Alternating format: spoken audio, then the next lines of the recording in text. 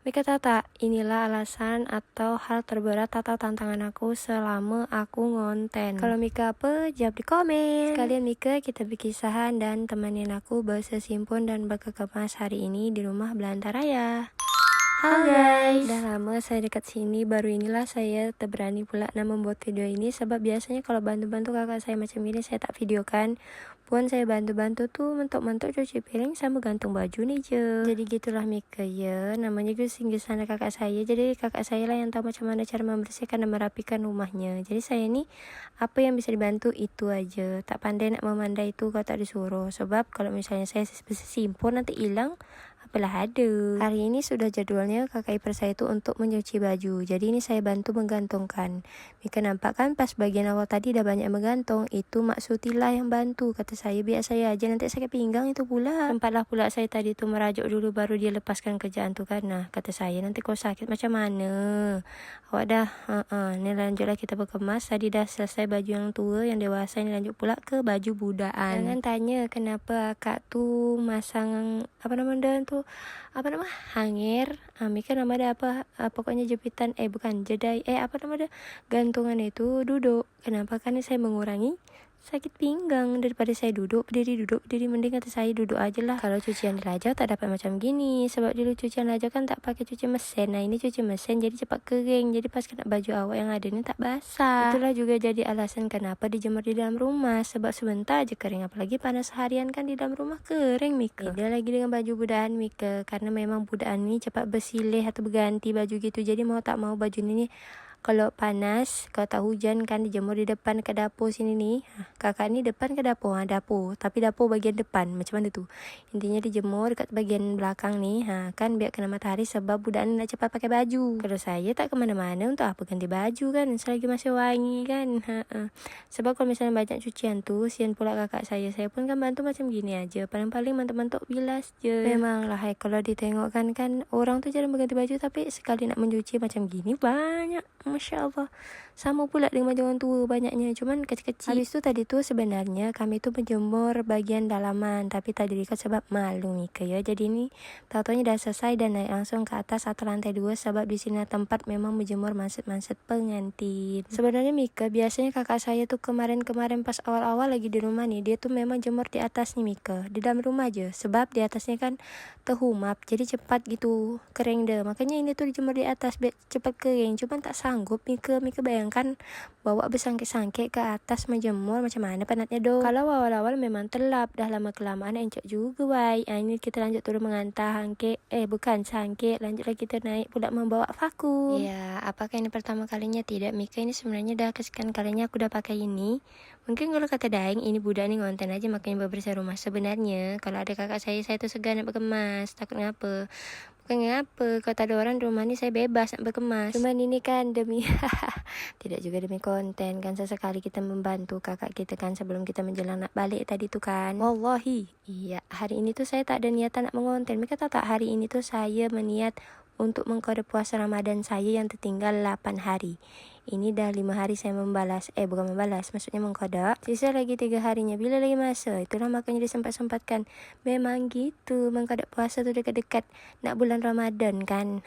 Nanti utang lagi. Sebab tak utang namanya betina kan tetap haid. Alahai kakak itu je bilang, Mika kan namanya kita tu ada ML, jadi apapun kegiatan saya hari ini saya tampilkan lah ya. Kalau sebab buruk bisa FYP, kenapa hal baik untuk mengingatkan tak boleh FYP? Betul tak? Jadi saya mengingatkan kepada saudari-saudari saya yang muslimah, yang muslim, kok muslim?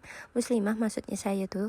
Kalau misalnya ada tu hutang puasa, lekaslah membayar. Nanti dekat puasa lagi teruk pula membayar dekat-dekat. Walaupun sebenarnya yang mengingatkan pun belum lunas semua. Masih ada tu hutang 3. Mudahlah saya dah upload video ni dah lunas semua kan. Saya tu dah 2 hari mengkodak puasa, semalam tu betul-betul tak dapat bangun langsung.